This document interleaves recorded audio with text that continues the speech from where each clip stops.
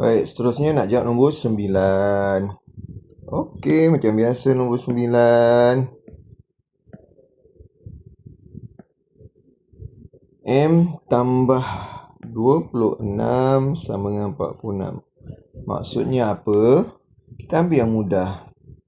Apa tambah 2 sama dengan 5? So, jawapannya ialah 3 kan? So, macam mana dapat 3 daripada nombor 5 dengan nombor 2? Maknanya kita tambahkan ke tolakkan?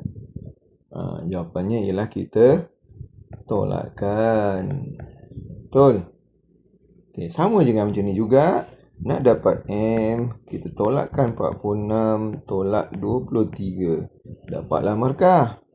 Buatlah bentuk lazim. 46 tolak 23. So, jawapannya 23. Itu saja.